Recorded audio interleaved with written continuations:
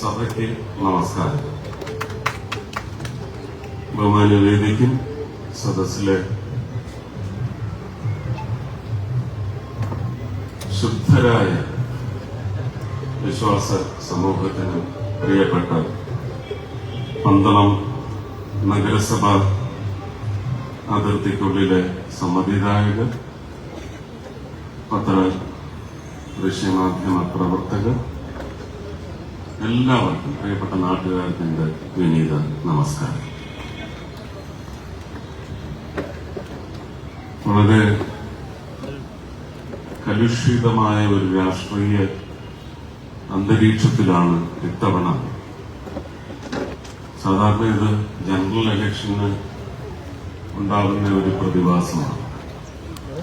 പക്ഷെ ഇത്തവണ ആദ്യമായി തദ്ദേശ ഭരണ സ്ഥാപനങ്ങളിലേക്കുള്ള തെരഞ്ഞെടുപ്പിന് ഇതിനു മുമ്പ് എങ്ങുമില്ലാത്ത അത്രയും കലുഷിതമായ ഒരു രാഷ്ട്രീയ അന്തരീക്ഷം സൃഷ്ടിച്ച് അതിൽ നിന്ന് ഇടതും വലതും പരസ്പരം മുതലെടുക്കാനുള്ള ശ്രമത്തിന്റെ മത്സരം മാത്രമാണ് തെരഞ്ഞെടുപ്പ് പ്രചരണത്തിന്റെ പേരിൽ നടന്നുകൊണ്ടിരിക്കുന്നത്.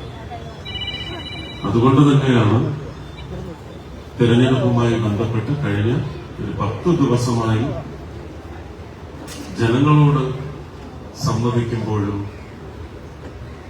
അവരോട് ആശയങ്ങളും കാഴ്ചപ്പാടുകളും വ്യക്തമാക്കുമ്പോഴും ഒരു കാര്യം, 2 വിഷയത്തെ സംബന്ധിച്ച് വളരെ വ്യക്തമായി മാധ്യമങ്ങളിലൂടെ തന്നെ പ്രിയ മലയാളി സഹോദരങ്ങളെ അറിയിച്ചത് സ്വർണവും പാലക്കാടും, ശബരിമലയും പാലക്കാടും എന്റെ രാഷ്ട്രീയ പ്രചരണ യോഗങ്ങളില് വിഷയം അല്ല, വിഷയം ഞാൻ ആക്കില്ല എന്ന് പറഞ്ഞത് വളരെ വ്യക്തമായ കാഴ്ചപ്പാടുകൂടെ.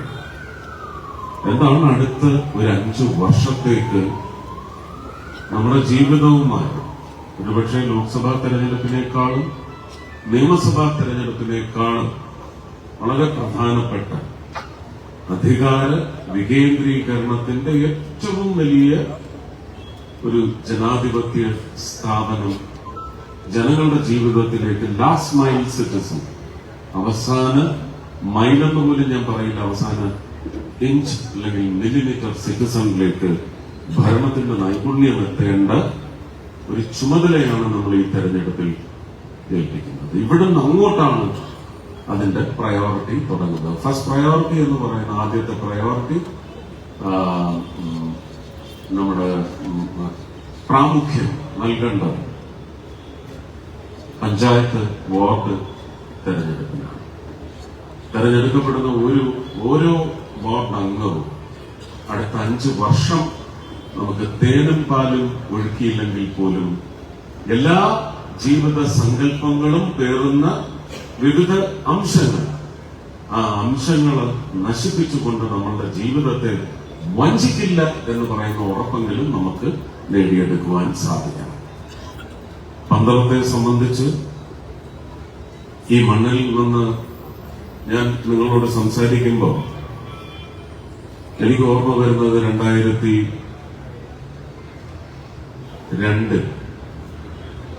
എന്നെ കായംകുളത്തുള്ള അഡ്വക്കേറ്റ് ബാബുരാജും ഇവിടെ തന്നെയുള്ള ഒരു വ്യാപാരി, സ്വർണ്ണ വ്യാപാരി, അദ്ദേഹത്തിന്റെ പേര് ഞാൻ പറയുന്നില്ല, അദ്ദേഹത്തിന്റെ പാർട്ടിയിൽ വെറുതെ പ്രശ്നം ഉണ്ടാക്കുന്ന, അതുകൊണ്ട് തന്നെ അവർ രണ്ടുപേരൂടെ ചേർന്നാണ് എന്നെ ഇവിടെ സരസ്വതി പൂജയുമായി ബന്ധപ്പെട്ട് പൂജ ആ 10 ദിവസത്തെ ആചാരത്തിനിടയ്ക്ക് ഇവിടെ കൊണ്ടുവന്ന് ജനങ്ങളുടെ മുമ്പിൽ അവതരിപ്പിക്കുന്നത്.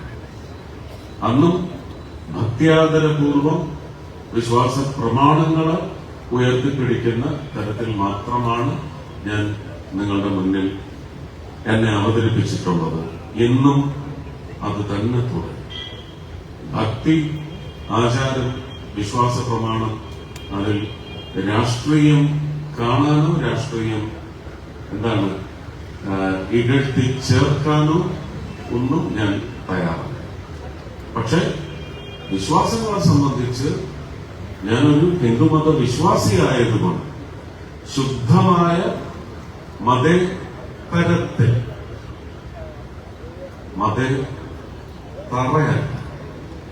മതേതരത്വത്തിൽ വിശ്വസിക്കുന്ന ഒരു വ്യക്തി എന്ന നിലയ്ക്ക് എന്റെ വിശ്വാസം, എന്റെ ആചാര കേന്ദ്രങ്ങൾ, അതിന്റെ ശുദ്ധമായ നേർവഴിക്കുള്ള കളങ്കമില്ലാത്ത പ്രവർത്തനം, കളങ്കമില്ലാത്ത നിർവഹണം, അതിനെ സംബന്ധിച്ച് അതെന്റെ അവകാശബോധം തന്നെയാണ്. ഈ മണ്ണിന് മേൽ എനിക്കൊരു അവകാശമുണ്ടെങ്കിൽ ആ അവകാശവും സംരക്ഷിക്കാത്തവരെ ഞാൻ തിരസ്കരിക്കും, അവരെ നിഷ്കാസനം ചെയ്യുന്നവരുടെ കൂട്ടത്തിൽ ഞാൻ പങ്കുചേരും എന്നുള്ള കാര്യത്തിൽ ഒരു വ്യത്യാസവുമില്ല.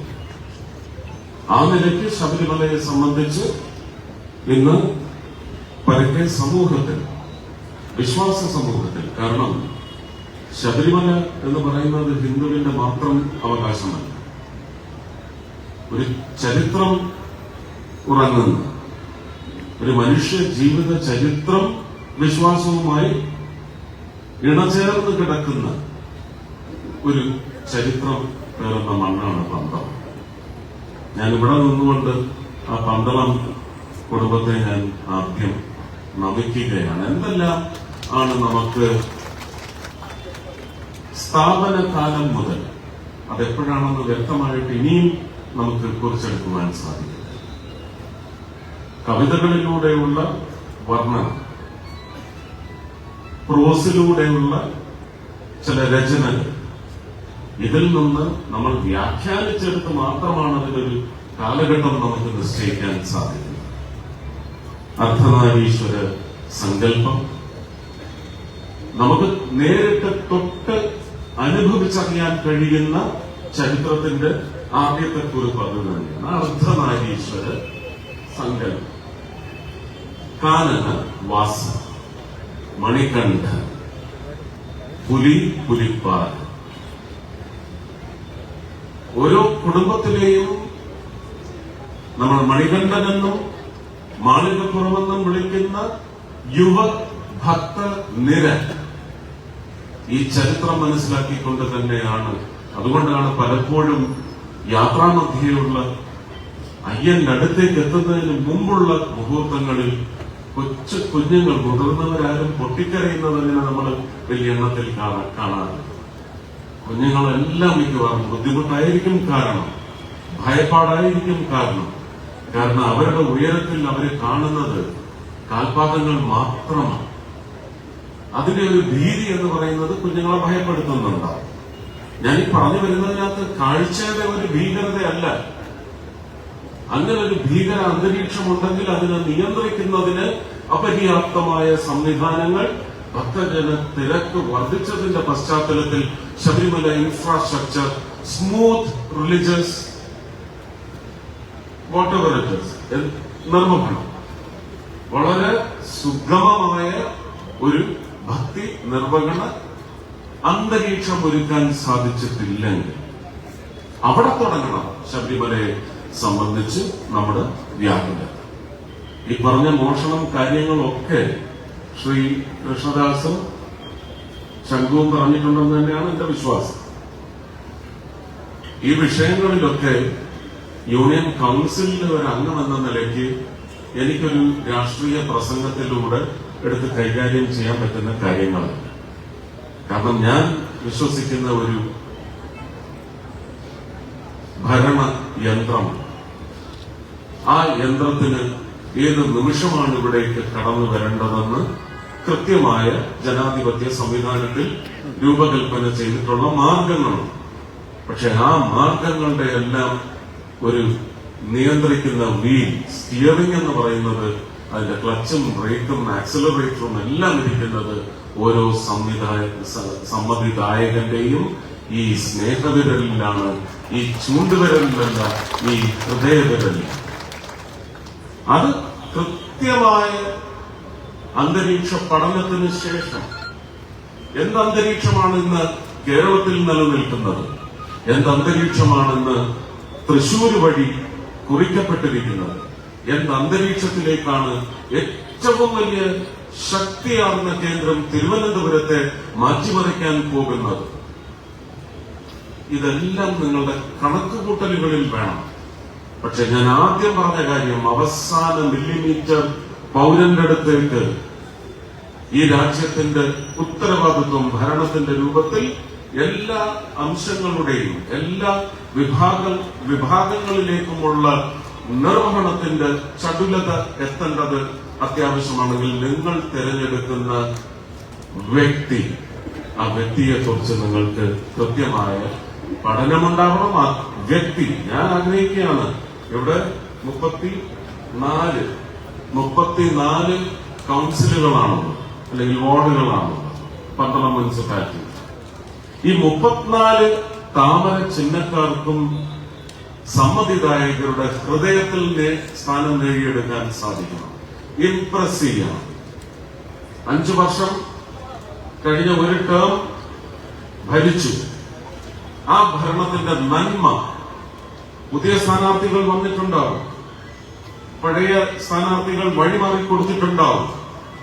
അവർക്കെല്ലാം ഇതൊരു റിലേ സ്റ്റിക്ക് അല്ലെങ്കിൽ ഒരു ബാറ്റൺ പോലെ ഏറ്റുവാങ്ങി ജനനന്മയിലേക്ക് അടുത്ത 5 വർഷം ഒരു മുന്തിയ ഓട്ടം നടത്തും വിജയത്തിലേക്ക് എന്ന് അവരിൽ ആത്മവിശ്വാസം പകർന്നു നൽകാൻ സാധിക്കും. അവിടെ മാത്രമാണ് ഒരുപക്ഷെ തെരഞ്ഞെടുപ്പ് സമയത്ത് 18 പേർ വിജയിച്ചു വന്ന് ഒരു നഗരസഭ ഭരണം ഭാരതീയ ജനതാ പാർട്ടി അന്ന് തുടങ്ങി വെച്ചെങ്കിൽ അത് ഇന്ന് 20 പേരുടെ ബലത്തിൽ അത് നടക്കുന്നുണ്ടെങ്കിൽ ഒരു 30 പേരുടെയെങ്കിലും ബലത്തിൽ അയ്യന് വേണ്ടി പുനഃസ്ഥാപിക്കപ്പെടണം. എന്നെ ഇവിടെ രാഷ്ട്രീയപരമായ അല്ലെങ്കിൽ രാഷ്ട്രീയ പശ്ചാത്തലത്തിൽ ഇവിടെ എന്നെ ആദ്യം കൊണ്ടുവന്ന് അവതരിപ്പിക്കുന്നത് ഗോപൻ ചെന്നിത്തലയാണ്. അതുപോലെ തന്നെ ഇവിടുത്തെ എന്റെ പഴയ ജില്ലാ അധ്യക്ഷൻ സോമൻ എന്നെക്കാൾ ഇളയതാണെങ്കിലും ഞാൻ ആദ്യം ഒരു സോമൻ ചേട്ടനെന്ന് വിളിച്ച, കാരണം രാഷ്ട്രീയത്തിൽ അല്ലെങ്കിൽ ഭാരതീയ ജനതാ പാർട്ടിയിൽ ഇവരുടെയൊക്കെ ഒരു രാഷ്ട്രീയ പ്രവർത്തന അശോകൻ സോമൻ ചേട്ടൻ ആലപ്പുഴ. അപ്പോ അശോകൻ ഒക്കെ ചേട്ടനായിട്ട് ഞാൻ കരുതിയിട്ടുള്ളൂ. രാഷ്ട്രീയത്തിൽ ഞാൻ ബാലനാണ്. എനിക്ക് കഷ്ടിച്ച് അടുത്ത വർഷം 2026 ഒക്ടോബർ 27 അല്ലെങ്കിൽ 28 മാത്രമേ രാഷ്ട്രീയത്തിൽ അല്ലെങ്കിൽ രാഷ്ട്രീയ കക്ഷിയിൽ 10 വയസ്സ് തികയും. ഇവരൊക്കെ കഴിഞ്ഞ 30-40 വർഷമായിട്ട് ഏറ്റവും കഠിനമായ ഭാരതീയ ജനതാ പാർട്ടി എന്ന് പറയാൻ പോലും സ്വാതന്ത്ര്യമില്ലാത്ത ഒരു മണ്ണിൽ ഒരു കാലഘട്ടത്തിൽ ഇന്നതൊരു വടവൃക്ഷമായി രാജ്യം വളരുമ്പോൾ അതിലൊരു ശിഖരം കേരളത്തിനാവാൻ സാധിക്കുന്നുണ്ടെങ്കിൽ കേരളത്തിൽ അങ്ങേയറ്റം കാസർഗോഡ് മുതൽ കളിക്കോട് വരെയുള്ള കാര്യകർത്താക്കളുടെ കരുത്താണ് ഈ രാഷ്ട്രീയ സംഹിത. ജനങ്ങളുടെ ഏകരക്ഷ, അടുത്ത രക്ഷ, ഇനി ഒരേ ഒരു രക്ഷ എന്ന നിലയ്ക്ക് വളർത്തിയെടുക്കുന്നത് അവരുടെ കഠിനാധ്വാനം. അപ്പോ ശ്രീ അശോകനും ശ്രീ ഗോപൻ ചെന്നിത്തലയുമാണ് എന്നെ ഇവിടെ കൊണ്ടുവന്നതെങ്കിലും കൃത്യമായ ഒരു രാഷ്ട്രീയ ഭരണ മികവിന്റെ അംശം നിർവഹിക്കാൻ എനിക്ക് വഴിയൊരുക്കിയത് ശ്രീമതി സുശീല സന്തോഷ്. ചെയർപേഴ്സണായിരിക്കുമ്പോൾ ഇവിടെ ഒരുപക്ഷെ ഭാരതീയ ജനതാ പാർട്ടിയുടെ നഗരസഭാ ഭരണം അതിന് ചോദ്യം ചെയ്യുന്ന തരത്തിൽ അതിന് ഇകഴ്ത്തി കാട്ടുന്നതിന് വേണ്ടി ഒരു വക്രം കാട്ടിയെടുത്ത് ഒരു കുടിവെള്ള പ്രശ്നവുമായിട്ട് ഇവിടുത്തെ SC കോളനിയിൽ എന്നെ കൊണ്ടുപോയ മഹതിയാണ് സുശീല. പഞ്ചായത്ത് വഴി ശ്രമിച്ചു, നഗരസഭ വഴി ശ്രമിച്ചു, എന്റെ MP ഫണ്ട് പോലും ബ്ലോക്ക് ചെയ്തോ, വിവിധ കാരണങ്ങൾ പറഞ്ഞു. അവസാനം അതിന് എന്റെ മകളുടെ ട്രസ്റ്റ് വേണ്ടി വന്നു അത് ചെയ്തെടുക്കാൻ. ഏതാണ്ട് 8.25 ലക്ഷം ഇതാണ് എനിക്ക് ഓർമ്മ വരുന്നത്. അതിനുശേഷം ഹൈമാസ്റ്റോ മിനി മാസ്റ്റോ എന്തൊക്കെ ആവശ്യപ്പെട്ടിരുന്നു, ചിലർക്ക് നൽകാൻ സാധിച്ചിട്ടുണ്ട്. ഇന്ന് തൃശൂർക്കാർ തീരുമാനിച്ചതുകൊണ്ട് ഒരു MP അല്ല ഒരു മന്ത്രിയാണ് കേരളത്തിന് കിട്ടിയതെങ്കിൽ അടുത്ത 5 വർഷം കൊണ്ട് പന്തളത്തിന് ശബരിമലയിൽ നിന്ന് ഇവിടെ പ്രതിപാദിച്ചത് ശ്രീ കൃഷ്ണദാസ് പ്രതിപാദിച്ച വിഷയങ്ങളിലെ ഇടപെടൽ വേണമെങ്കിൽ, നിങ്ങൾക്ക് എന്നെ ഉപയോഗിക്കണമെങ്കിൽ നിങ്ങൾ ഈ പറഞ്ഞ ഒരു ശക്തമായ ഭരണ നേതൃത്വത്തെ അടുത്ത 5 വർഷത്തേക്ക് പന്തളം നഗരസഭയിൽ നിക്ഷേപിക്കണം. നിങ്ങളുടെ ഒരു മോസ്റ്റ് ബെനിഫിറ്റിംഗ് ഡെപ്പോസിറ്റ് ആയിരിക്കും, ഇൻവെസ്റ്റ്മെന്റ് ആയിരിക്കും അതെന്ന് ഞാൻ ഉറപ്പു തരും. ശബരിമലയിലേക്ക് വരുമ്പോ നമുക്ക് ഈ വികസനത്തെ സംബന്ധിച്ച് അങ്ങോട്ടും ഇങ്ങോട്ടും വഴിചാരുക ഇങ്ങനെയുള്ള വിഷയങ്ങളൊക്കെ ഉണ്ട്.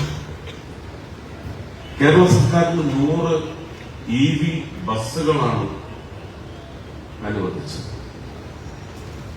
കാരണം അതിനകത്തെങ്ങാനും മോദിയുടെ ഫോട്ടോ വെക്കുമോ എന്ന് പേടിച്ചിട്ട്. അത് അങ്ങനെ ഒരു പദ്ധതി അല്ല, അത് നാഷണൽ ഹൈവേസിന്റെ ഒരു പുതിയ സംവിധാനം. കേരളത്തിന് അനുവദിച്ച 100 ബസ്സുകളാണ്. ഞാൻ ഇപ്പോഴും പറയുന്നു, ഈ ആന്ധ്രയിൽ നിന്നും തെലങ്കാനയിൽ നിന്നും തമിഴ്നാട്ടിൽ നിന്നും അതുപോലെ തന്നെ കർണാടകത്തിൽ നിന്നും വരുന്ന അയ്യപ്പ ഭക്തരെ, കുഞ്ഞുങ്ങളടക്കമുള്ള ഭക്തരെ ആ ഡോറിൽ കൂടെ കയറ്റിവിടാതെ ജനാലയിൽ കൂടെ കയറ്റിവിടുന്ന ഒരു വളരെ മോശപ്പെട്ട അന്തരീക്ഷമുണ്ടെങ്കിൽ, നിങ്ങൾ പണ്ടല്ല കഷ്ടിച്ചൊരു 1 വർഷം മുമ്പ് വേണ്ട എന്ന് മോദിയുടെ മുഖത്ത് നോക്കി പറഞ്ഞ EV ബസ്സുകൾ ഇവിടെ കൊണ്ടുവന്ന് ഈ സീസണിൽ ഒന്നുകൂടി സുഗമമാക്കാൻ ഉപയോഗിക്കണം. അങ്ങനെ നിശ്ചയിക്കണമെങ്കിൽ പത്തനംതിട്ട കളക്ടർ, പത്തനംതിട്ട ജില്ലയിലെ BJPയുടെ ഭരണ സാന്നിധ്യത്തിന്റെ ശക്തി എന്താണെന്ന് അറിയണം. ആ ശക്തി നൽകേണ്ടതും അടുത്ത ഏപ്രിൽ മെയ് മാസങ്ങളിൽ നിങ്ങൾ തന്നെയാണ്. ശബരിമലയിലെ ഇന്ന് നടക്കുന്നതായ ഈ വിക്രിയകളല്ല, മോഷണമെന്നോ ചെണ്ടലൊന്നോ, ഇതിനൊരു വലിയ കർമ്മ തിരിച്ചു വരുമെന്ന് പറയുന്നത് അതെല്ലായിടത്തും എനിക്ക് പറഞ്ഞാൽ മതിയാവും. സ്വർണത്തിന് ബലം കുറവാണ്. 916 എന്നൊക്കെ എന്നെ വിളിച്ചു. കുറച്ച് ചെമ്പല്ലില്ലെങ്കിൽ ഈ നട്ടല് ഈ വെയ്യാത്ത സമയത്ത് ഇങ്ങനെ നിവർന്നു നിൽക്കില്ല. ചെമ്പിന്റെ പ്രാധാന്യം വലുതാണ്. പക്ഷെ അവര് ചെമ്പിന്റെ പ്രാധാന്യമല്ല, അളവാണ് വലുതാക്കാൻ നോക്കി. അതിൽ നിന്ന് അടിച്ചു മാറ്റിയ കാര്യങ്ങളൊക്കെ എല്ലാം ഇവിടെ പറഞ്ഞു കഴിഞ്ഞു. ഈ മാതാവിനെ വെച്ച കിരീടത്തിലെ ചെമ്പ് ചിരണ്ടാൻ വന്നവന്മാർ ഇന്നവിടെ ആരെങ്കിലും ഉണ്ടോ? അക്കരെ എന്ന് പറഞ്ഞൊരു മഹാനുണ്ട്, കാണാനേ ഇല്ല. അങ്ങനെ ആരൊക്കെ വന്നു. പക്ഷെ അവിടെ ഞാൻ കൃത്യമായി ഓർക്കും, ശ്രീ സുധാകരൻ, കെ സുധാകരനോ ശ്രീ VD സതീശനോ ഒന്നും ആ വിഷയത്തിൽ ഇടപെട്ടിട്ടേ. മുരളിച്ചേട്ടൻ പോലും അതിനകത്ത് ഒരു മാന്യത കൽപ്പിച്ച് ആ വിഷയത്തിലൊന്നും ഇടപെട്ടിട്ടില്ല. പക്ഷെ ഈ പറഞ്ഞ കുറെ എന്താണ് തറകൾ അതെടുത്ത് ഒലിപ്പിക്കാൻ നോക്കി. ഇന്ന് അവരതിനകത്ത് പൊഴിഞ്ഞുകൊണ്ടിരിക്കുന്നു. നോക്കൂ, ഇതാണ് ഭഗവാന്റെ നിശ്ചയം, അല്ലെങ്കിൽ അമ്മ ലൂർദ് മാതാവിന്റെ നിശ്ചയം. അതുപോലെ തന്നെ ആ സമയത്ത് എന്തെല്ലാം വിഷയങ്ങളാണ് കൊണ്ടുവന്നത്. കൈ കഴുകുന്ന കാര്യം, ഞാൻ കൈ കഴുകുന്നതിന് മുമ്പ് പലർക്കും കൈ കൊടുത്തിട്ടുണ്ടാവും. ഞാൻ ചിലപ്പോൾ എന്റെ മൂക്കൊന്ന് തുടച്ചിട്ടുണ്ടാവും. ഇതിനുശേഷം സിനിമയുമായി ബന്ധപ്പെട്ട ചടങ്ങിൽ ഇപ്പൊ ഒരു സ്ഥിരം ഫാക്ടറാണ് കേക്ക് കട്ട് ചെയ്യുക. നമ്മളെയൊക്കെ സ്കൂളിൽ പഠിപ്പിക്കുന്നുണ്ട് ഫുഡ് ടു മൗത്ത് ഡിസീസസ്, ഇക്കാര്യങ്ങളൊക്കെ. ശുദ്ധി, ഇത് നമ്മൾ കോവിഡ് കാലത്ത് മാത്രമാണോ അവലംബിച്ചത്? അപ്പൊ ഭക്ഷണം കഴിക്കുന്നതിന് മുമ്പ് സോപ്പിട്ട് കൈ കഴുകണമെന്ന് പറഞ്ഞ് മുഖ്യമന്ത്രിമാരുടെ വീഡിയോകളുണ്ട് നമ്മുടെ നാട്ടിൽ. ഞാൻ അതേ ചെയ്തുള്ളൂ. സോപ്പ് ഉപയോഗിച്ചില്ല, സാനിറ്റൈസർ ഉപയോഗിച്ചില്ല, വെള്ളം ഒഴിച്ചൊന്ന് കഴുകിയിട്ടാണ്. കാരണം എനിക്കറിയാം, ഞാൻ എന്റെ മൂക്കിൽ പിടിച്ച ഒരു വീഡിയോ ബൈറ്റും അത് കഴിഞ്ഞ് ഒരു കുഞ്ഞിന് ആ കേക്ക് മുറിച്ച് വായിൽ വെച്ച് കൊടുക്കുന്നതും വെച്ച് വരാവുന്ന വിമർശനം എന്താണെന്ന് എനിക്ക് നല്ല ബോധ്യമുണ്ട്. പക്ഷെ അതൊന്നും പേടിച്ചിട്ടല്ല. എന്നെ പഠിപ്പിച്ച ഗുരുക്കന്മാരോട് ഞാൻ കൃത്യമായി ഗുരുദക്ഷിണ വെച്ചിട്ടുണ്ട്, അനുസരിച്ചിട്ടുണ്ട്. അപ്പൊ ഇങ്ങനെയൊക്കെയുള്ള വിഷയങ്ങൾ എടുത്ത് അതിന് തുല്യം തന്നെയാണ് ഈ മറ്റു കാര്യങ്ങളും ഒക്കെ. അതിനൊക്കെ ഇവിടെ നിയമമുണ്ട്, പോലീസുണ്ട്, അവരത് നോക്കിക്കോളും. അതിന്റെ ഒരു ഫൈനൽ എന്ന് പറയുന്നത് കോടതി പറയട്ടെ. ഇനി ശബരിമലയെ സംബന്ധിച്ച് ഇത്രയും വിഷയങ്ങളുണ്ടെങ്കിൽ മോദി ഇത് ഏറ്റെടുക്കുക എന്ന് പറയുന്നത് കോഓപ്പറേറ്റീവ് ഫെഡറലിസത്തിന്റെ സ്ട്രക്ചറിൽ നമുക്ക് central list, concurrent list, state list, ഇതിനെക്കുറിച്ചൊക്കെ നമ്മൾ ബോധവാന്മാരാണെന്ന് ഈ പത്രക്കാർക്കും എല്ലാം അറിയാം. ജേർണലിസം പഠിച്ചിട്ട് വരുന്ന ആൾക്കാരാണെന്നാണ് എന്റെ വിശ്വാസം. 99% പേര് അവർക്ക് കോൺസ്റ്റിറ്റ്യൂഷൻ എന്താണെന്ന് അറിയാം. അങ്ങനെ മോദിക്ക് ഇത് വന്ന് ഇടപെടാനോ എടുത്തുകൊണ്ട് പോകാനോ ഒന്നും പറ്റില്ല, അമിത്ഷാജിക്കും പറ്റില്ല. പക്ഷെ നിങ്ങൾക്ക് പറ്റും. അവരെ കേരളത്തിന്റെ ഭരണം ഏൽപ്പിച്ചാൽ ഇത് സെൻട്രൽ ലിസ്റ്റോ കൺകറന്റ് ലിസ്റ്റോ സെൻട്രൽ ലിസ്റ്റോ ഒന്നും പ്രസക്തിയില്ല. അതിവിടെ നടക്കുന്നില്ല. പല വിഷയങ്ങളിലും പ്രോജക്ട് ഇംപ്ലിമെന്റേഷന്റെ കാര്യത്തിൽ പോലും അത് നടക്കുന്നില്ല. പുലിക്കളിക്കാർക്ക് 3 ലക്ഷം ആദ്യമായിട്ടാണ്, ചരിത്രത്തിൽ ആദ്യമായിട്ട് തൃശൂർക്കാർ തെരഞ്ഞെടുത്ത് MP ഒപ്പിട്ട സാങ്ഷൻ ഓർഡറാണ്. അതിനകത്ത് കൃത്യമായി പറഞ്ഞിട്ടുണ്ട് 3 ലക്ഷം ഇതിനുവേണ്ടി ശുപാർശ ചെയ്ത സംസ്ഥാന ടൂറിസം വകുപ്പ് ഈ പുലിക്കളി സംഘങ്ങളുടെ 8 സംഘങ്ങളുടെ, അങ്ങനെ തന്നെയാണ് എഗ്രിമെന്റ്, 8 സംഘങ്ങളുടെ വരവ് ചെലവ് കണക്കുകൾ പരിശോധിച്ച് കൃത്യമായ ഓഡിറ്റ് ബോധ്യപ്പെട്ടാൽ കേരള ടൂറിസം കളക്ടർ വഴി അവർക്ക് 3 ലക്ഷം നൽകി ബില്ല് തന്നാൽ ആ നിമിഷമാണ് കേന്ദ്രത്തിൽ നിന്ന്. ഇത് സംവിധാനമാണ്, ഇത് സംവിധാനം മാത്രമാണ്. ഇനി ഇതിന് മേലെ ഒരു 50,000 ഈ കേരള സർക്കാർ കൊടുക്കുന്നുണ്ട് പുലികൾക്ക്, അതും കൊടുത്തിട്ടില്ല. 2 കാലിൽ മന്തുള്ളവനാണ് ഈ ഇലക്ഷൻ സമയത്ത് ഗിമ്മിക്കുമായിട്ട് ഇറങ്ങിയിരിക്കുന്നത്. പുലിക്കളി സംഘങ്ങൾക്ക് 3 ലക്ഷം രൂപ വെച്ച് 8 ടീമുകൾക്കും ആ പണം ലഭിച്ചിരിക്കും എന്ന് ബില്ല് അവിടെ എത്തുന്നു. അന്ന് ഇതേ വിഷയത്തിന് സമാനമായ ഒരു താക്കീതാണ് ഇന്നലെ ഹൈക്കോടതി, ബഹുമാനപ്പെട്ട ഹൈക്കോടതി കേരള സർക്കാരിന് നൽകിയിരിക്കുന്നത്. കേന്ദ്രം തന്നില്ല എന്ന് പറഞ്ഞൊരു തട്ടിപ്പുമായിട്ട് ഇനി നിങ്ങൾ മുന്നോട്ട് പോകാൻ ഒരു അവകാശവുമില്ല. അയച്ചതിനെല്ലാം കൃത്യമായ കണക്ക് കൊടുത്ത് ഇനി കിട്ടാനുള്ളത് വാങ്ങി ജനങ്ങളിലേക്ക് അത് എത്തിക്കണം. അത് മാത്രമാണ് നിങ്ങളുടെ ചുമതല എന്ന് ഇന്നലെ താക്കീത് നൽകിയോ ഇല്ലേ? നൽകിയോ? അത് പുലിക്കളി സംഘങ്ങൾക്കും ബാധകമാണ്. ഇനി ഇലക്ഷൻ എല്ലാം കഴിഞ്ഞ് ഒരു തെറ്റായ തീരുമാനം എടുത്തതിന് ശേഷം പുലിക്കളി സംഘങ്ങൾക്ക് ഈ കാശ് കൊടുത്തല്ലേ പറ്റും. കൊടുത്തു കഴിയുമ്പോൾ നിങ്ങൾ വിരൽ എവിടെ വയ്ക്കും? അങ്ങനെയുള്ള ഈ സമയത്ത് അനാവശ്യമായി പൊന്തിച്ചു കൊണ്ടുവരുന്ന ഒരു വിഷയങ്ങളും നിങ്ങളുടെ ചിന്താധാരയെ തെറ്റിക്കരുത്. കൃത്യമായി പന്തളം അയ്യന് വേണ്ടി നിലകൊള്ളുന്നുവെങ്കിൽ നിങ്ങൾ നിങ്ങളുടെ നിശ്ചയം, കാഴ്ചപ്പാടോട് കൂടിയുള്ള ഒരു വോട്ടിംഗ് നിശ്ചയം എന്ന് പറയുന്നത് ഇപ്പോഴുറപ്പിക്കും.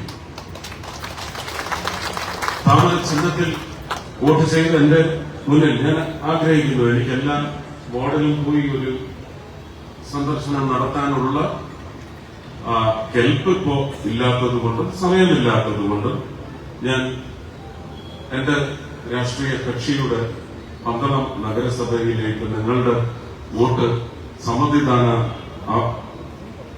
അഭ്യർത്ഥിച്ചു വരുന്ന സ്ഥാനാർത്ഥികളുടെ വാർഡ് അടിസ്ഥാനത്തിലുള്ള പേരുകൾ ഞാനൊന്ന് വായിക്കാം. എന്റെ പേഴ്സണൽ അഭ്യർത്ഥനയായിട്ട് ഈ മുനിസിപ്പാലിറ്റിയിലെ മുഴുവൻ സമ്മതിദായകനും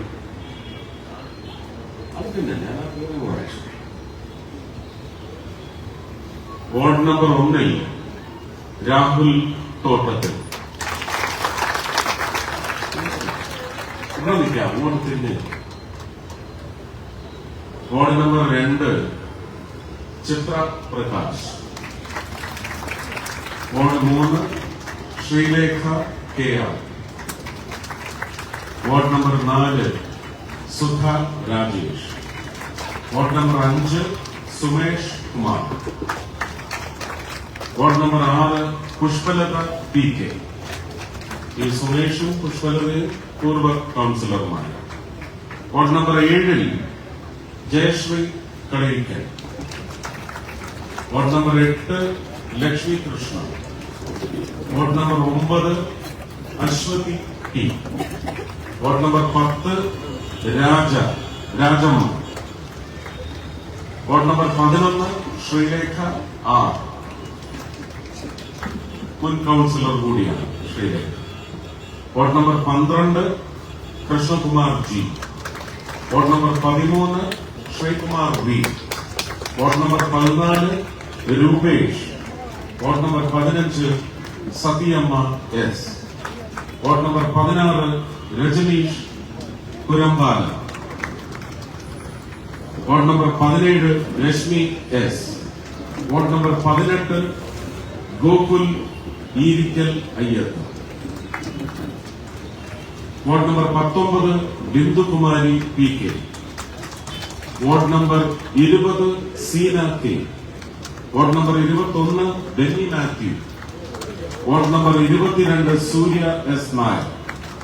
ഈ 4 പേരും, അതിൽ ബിന്ദുകുമാരിയും സൂര്യ എസ് നായരും പൂർവ്വ കൗൺസിലർമാരാണ്. Seetha K, Benny Mathew standing committee chairpersons ആണ്. Ward number 23 Biju K. Ward number 24 Dhanya S. Ward number 25 Ramya U, ഇപ്പോ വൈസ് ചെയർപേഴ്സൺ.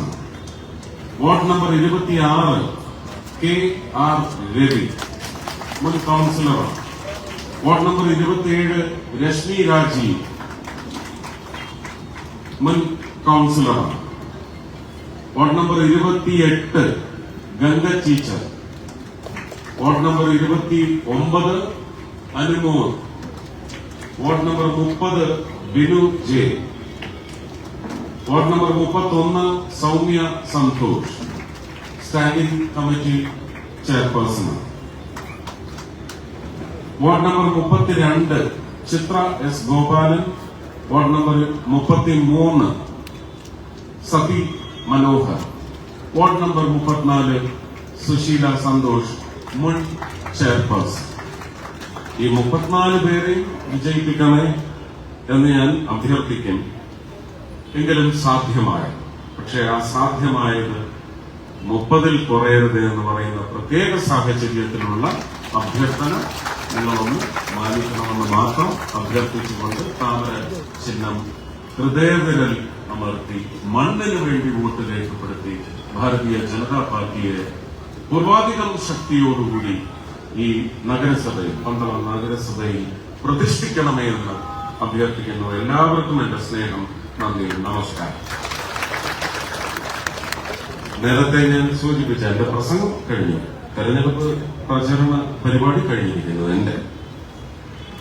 പക്ഷെ ഇവിടെ കൃഷ്ണദാസ് സൂചിപ്പിച്ച ഒരു വിഷയത്തിൽ ഈ നിയമസഭയിൽ ഒരു തീരുമാനം ഉണ്ടാകുന്നതിന് മുമ്പ് ഒരു സാധ്യതയുള്ളത് യൂണിഫോം സിവിൽ കോഡ് എത്രയും പെട്ടെന്ന് വരുന്നതിന് വേണ്ടി നിങ്ങൾ എല്ലാവരും ആത്മാർത്ഥമായി പ്രാർത്ഥിക്കുക. അത് അടുത്ത ബഡ്ജറ്റ് സെഷനിലെങ്കിലും വന്നാൽ, വിന്റർ സെഷനിലില്ല, വന്നാൽ വഖഫ് അമെന്റ്മെന്റ് ആക്ട് പോലെ വളരെ വലിയ മാറ്റങ്ങൾ കൊണ്ടുവരുന്ന ഒരു തീരുമാനമായിരിക്കും. യൂണിഫോം സിവിൽ കോഡ് വരുന്നതോടുകൂടി ശബരിമലയിൽ നമുക്ക് ഈ പറയുന്ന സംവിധാനത്തിലെ ലിസ്റ്റുകളെല്ലാം മറികടന്നുകൊണ്ട് ഒരു വലിയ സാധ്യതയുണ്ട്. ക്രിസ്ത്യൻ പള്ളികൾ എങ്ങനെയാണോ നടക്കുന്നത്, മുസ്ലിം പള്ളികൾ എങ്ങനെയാണോ നടക്കുന്നത്, സിഖ് ഗുരുദ്വാരകൾ എങ്ങനെയാണോ നടക്കുന്നത്, അതുപോലെ ഹിന്ദു ക്ഷേത്രങ്ങൾ നടക്കുന്നതിനുള്ള അന്തരീക്ഷം, അതിന്റെ അടിസ്ഥാനം പാകുന്നത്, അടിത്തറ പാകുന്നത്, അതിനൊരു വലിയ സാധ്യത യൂണിഫോം സിവിൽ കോഡ്, ഏകീകൃത സിവിൽ കോഡ് വരുന്നതോടുകൂടി അത് ഉറപ്പാകും. Uniform civil